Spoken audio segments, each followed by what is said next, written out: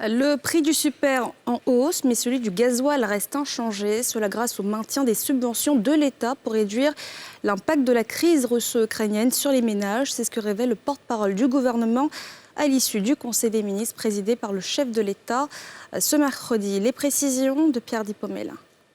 Salle des pas perdue au palais de la présidence ce mercredi. Le Conseil des ministres, présidé par le chef de l'État Alassane Ouattara, s'y tient. Le ministre en charge du pétrole et de l'énergie, qui manquait à l'appel depuis sa nomination, a rejoint l'équipe.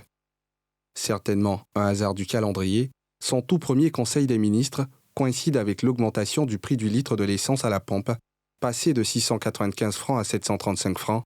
C'est la deuxième augmentation depuis le début de l'année. Pour réduire l'impact sur la population, c'est près de 200 milliards de francs CFA que le gouvernement ivoirien a dégagé en guise de subvention, dont la dernière s'élève à 80 milliards. C'est ce qui ressort des explications du porte-parole du gouvernement au terme du Conseil des ministres. Il y a un effort important qui est fait par le gouvernement. Le gouvernement a décidé de maintenir le prix du gasoil parce que c'est le prix du gasoil qui impacte le plus sur le marché. Donc, une fois de plus, au lieu d'appliquer de façon automatique cette variation du cours à l'international sur le prix à la pompe, le gouvernement a fait un effort supplémentaire qui va nous coûter 80 milliards de nos francs.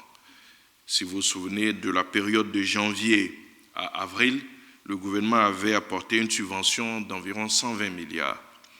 Pour le mois de mai, vu l'augmentation qu'il y a eu à l'international, le gouvernement, en maintenant le prix actuel de 735 francs, est obligé d'apporter une subvention d'environ 80 milliards. Donc, si vous voyez, de janvier à mai, c'est 200 milliards que le gouvernement va injecter pour pouvoir,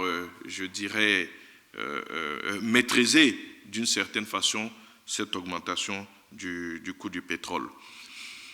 Au cours des échanges que nous avons eus avec vous, nous avons dit que nous devons nous attendre à d'autres augmentations tant que la crise russo-ukrainienne va durer. Ce choc exogène est dû à la guerre russo-ukrainienne, précise le ministre Amadou Koulibaly. La guerre en Ukraine, elle, semble s'enliser malgré les pluies de sanctions de l'Occident contre la Russie.